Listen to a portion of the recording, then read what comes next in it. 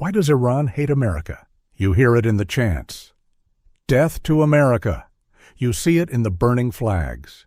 You watch it in the news. Missiles, hostages, nuclear threats. But nobody ever explains why. Everyone talks about Iran as if they've always been our enemy, as if the hatred just appeared out of nowhere, as if they hate us because of our freedom, our values, our way of life. That's not true. There was a time when Iranians loved America, when they saw us as their ally, when they believed we stood for democracy and freedom. And then, in August 1953, the CIA destroyed Iran's democracy and installed a dictator. That's not propaganda. That's not conspiracy theory. In 2013, the CIA officially admitted it. This is the story of Operation Ajax, the moment America created one of its greatest enemies. And it all started with oil. In 1908, British prospectors struck oil in Persia, modern-day Iran. It was one of the largest oil discoveries in history. The British immediately moved to control it. They created the Anglo-Persian Oil Company, later renamed British Petroleum. BP. Yes, that BP. The deal they struck with Iran was outrageous by any standard. Iran owned the oil. It was under their land, in their country. But the British company controlled everything: extraction, refining, shipping, sales. Iran received just 16% of the profits. 16% of their own oil. The British built a massive refinery at Abadan, at the time the largest in the world. Tens of thousands of Iranian workers labored there. But the skilled positions, the management jobs, the decision-making roles, those went to British employees. Iranian workers lived in slums. They called it Kagazabad, Paper City, because the houses were made of cardboard and scraps. No running water, no electricity.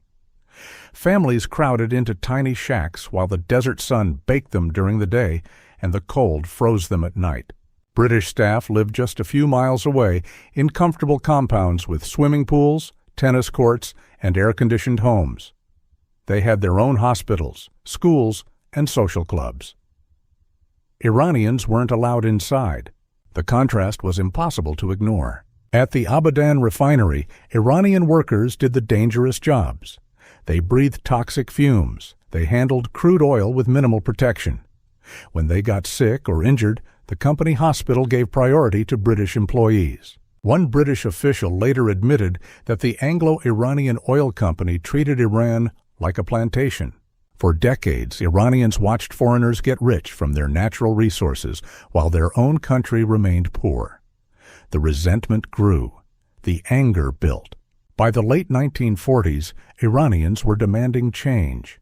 They wanted what the company was most afraid to give them: the ability to audit the books and see exactly how much money the British were making from Iranian oil.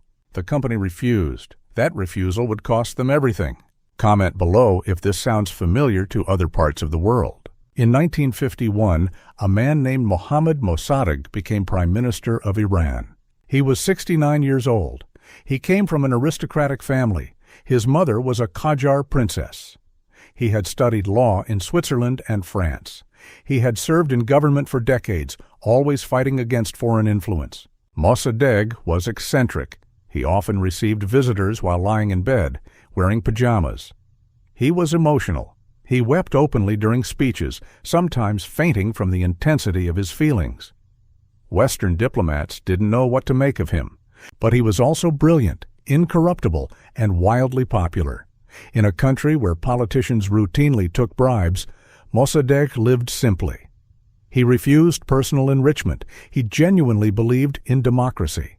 Time magazine named him Man of the Year in 1951, ahead of Winston Churchill and Dwight Eisenhower.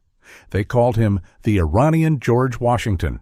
Mossadegh had one goal: take back Iran's oil. On March 15, 1951, the Iranian parliament voted unanimously to nationalize the oil industry. Every single member supported it. The people celebrated in the streets. Mossadegh wasn't a communist. He wasn't anti-Western.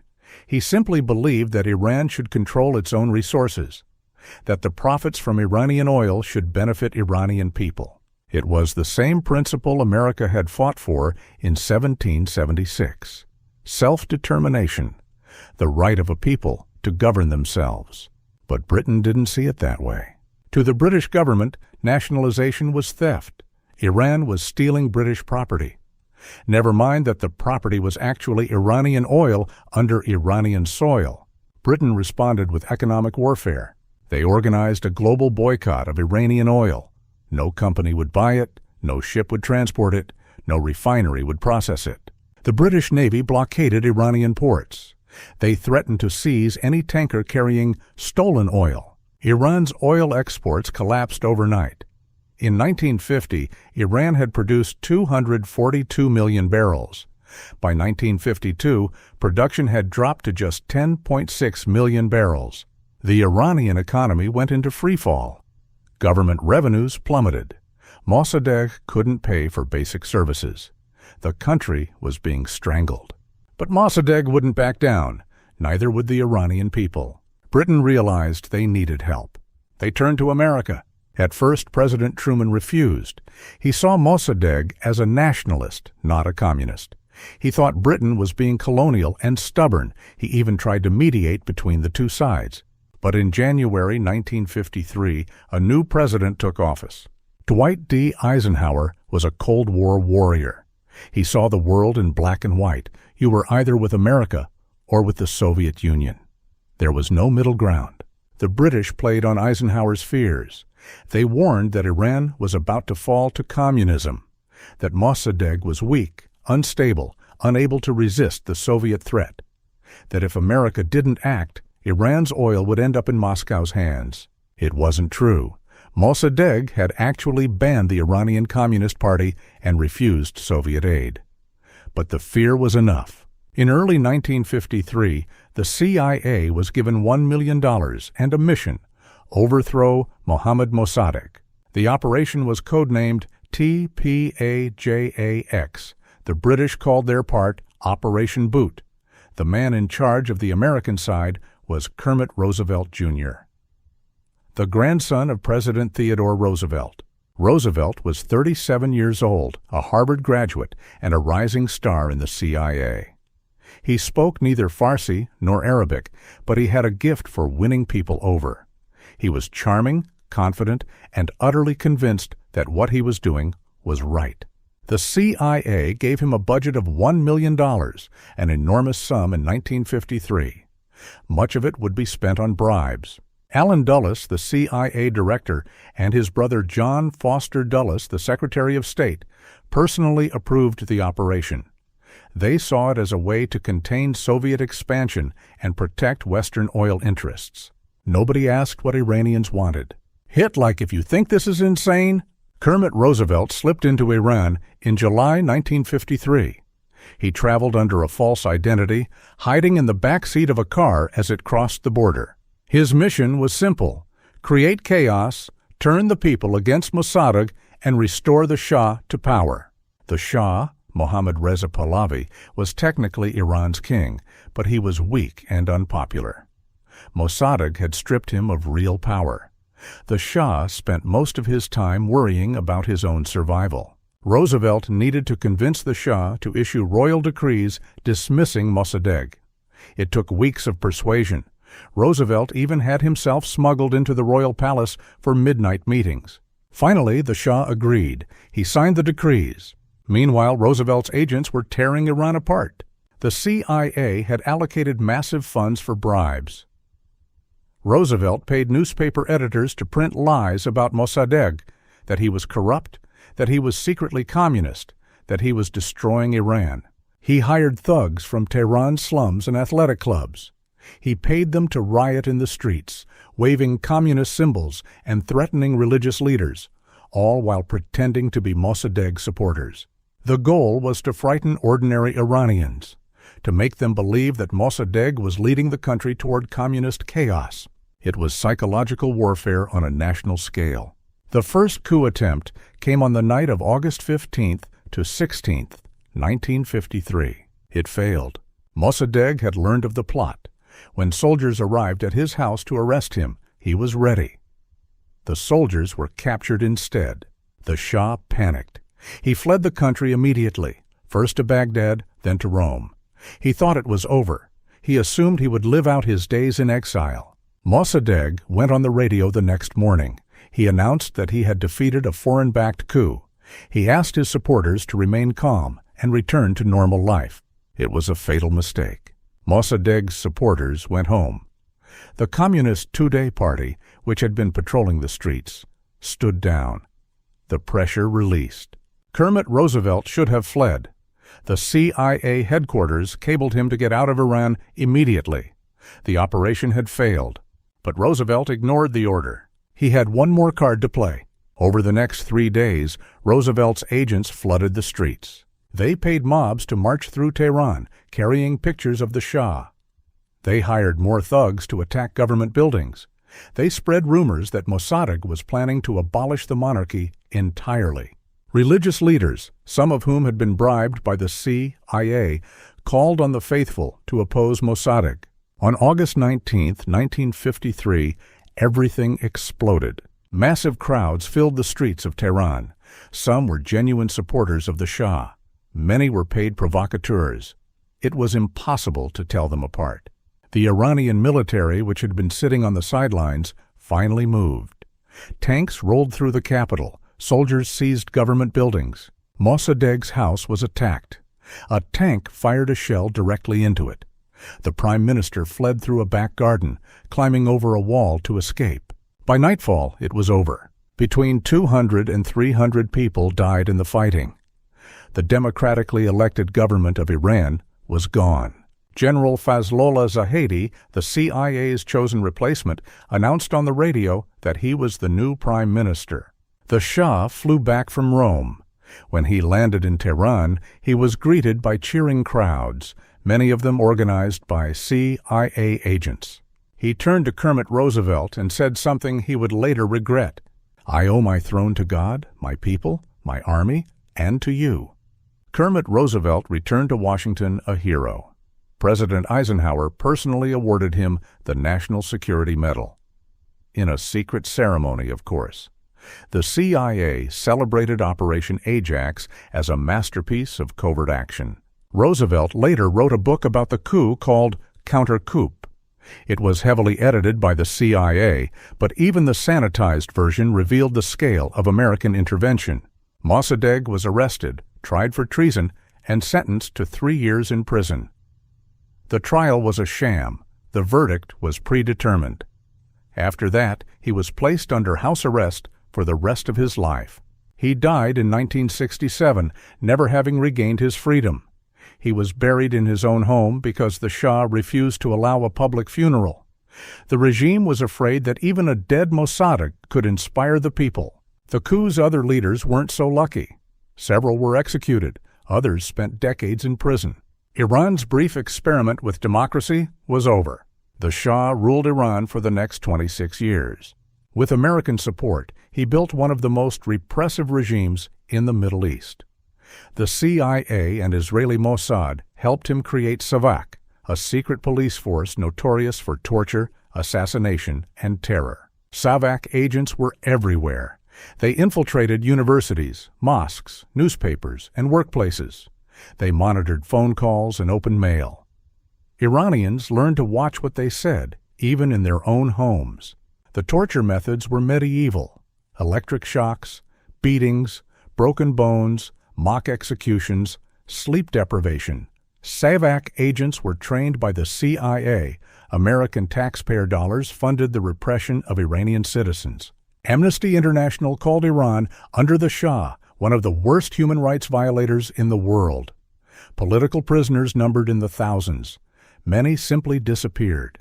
The Shah used Iran's oil wealth to modernize the country, building highways, factories, universities. American military equipment poured in. Iran became one of the largest purchasers of U.S. weapons in the world. But the Shah also used the wealth to enrich himself and his cronies. The Pahlavi family accumulated billions. Corruption was endemic. The gap between rich and poor grew wider every year. He banned traditional Islamic dress. He promoted Western culture. He threw lavish parties while many Iranians lived in poverty. To the outside world, the Shah was a reliable American ally, a bulwark against communism in the Middle East. To his own people, he was a puppet installed by foreigners, a traitor who sold Iran's sovereignty for American support. The resentment that had built against the British now focused on America. Every Iranian knew the story of 1953. It was passed down through generations. The Americans overthrew our democracy. The Americans installed the Shah. The Americans are responsible for our suffering. That resentment exploded in 1979. The Iranian Revolution started with protests, students, workers, merchants, religious leaders. They marched in the millions, demanding an end to the Shah's rule. The Shah's army, and equipped with American tanks, jets, and weapons, could have crushed the protests. But the soldiers refused to fire on their own people. The regime collapsed from within. On January 16, 1979, the Shah fled Iran. He would never return. He died in exile in Egypt a year later, abandoned by the country that had kept him in power for 26 years. The revolution brought Ayatollah Khomeini to power. He established an Islamic republic based on religious law. It was everything the Shah and America had feared. On November 4, 1979, Iranian students stormed the American embassy in Tehran. They took 52 Americans hostage and held them for 444 days. Why the embassy? Because that's where the 1953 coup had been planned. The students believed, correctly, that the embassy had been used to interfere in Iranian politics before. They weren't going to let it happen again. When the hostages were finally released in 1981, any hope of reconciliation was gone. Iran and America have been enemies ever since. Subscribe if you're learning something they didn't teach you in school. The 1953 coup was the first time the CIA overthrew a democratically elected government. It wouldn't be the last. The success of Operation Ajax convinced American leaders that covert action was cheap, effective, and consequence-free. They were wrong about that last part. A year later, the CIA used similar tactics to overthrow the government of Guatemala. Then came interventions in Congo, Cuba, Chile, and dozens of other countries. The template was set in Tehran, and the consequences? They're still unfolding. The Islamic Revolution of 1979 created a theocratic regime that has spread its influence across the Middle East. Iran supports Hezbollah in Lebanon, Hamas in Gaza, the Houthis in Yemen, and militias throughout Iraq and Syria. Every time you see Iran-backed in a headline, you're seeing a consequence of 1953. The hostage crisis, the tanker war, the nuclear standoff, the attacks on U.S. bases, the proxy wars that continue to this day. All of it traces back to a decision made in a Washington office in 1953. A decision to overthrow a democracy because it threatened oil profits. Here's what most Americans don't understand about Iran. They haven't forgotten. The 1953 coup isn't ancient history to Iranians. It's a living memory.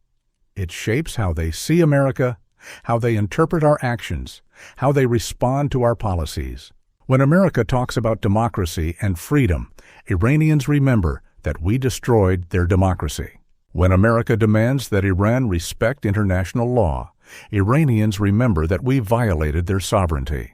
When America calls Iran's government illegitimate, Iranians remember that we installed a dictator who tortured their parents and grandparents. The hatred isn't irrational. It isn't religious fanaticism. It isn't mindless anti-Americanism. It's the memory of a betrayal. In 2000, Secretary of State Madeleine Albright acknowledged the coup. The United States played a significant role in orchestrating the overthrow of Iran's popular prime minister. The Eisenhower administration believed its actions were justified for strategic reasons, but the coup was clearly a setback for Iran's political development.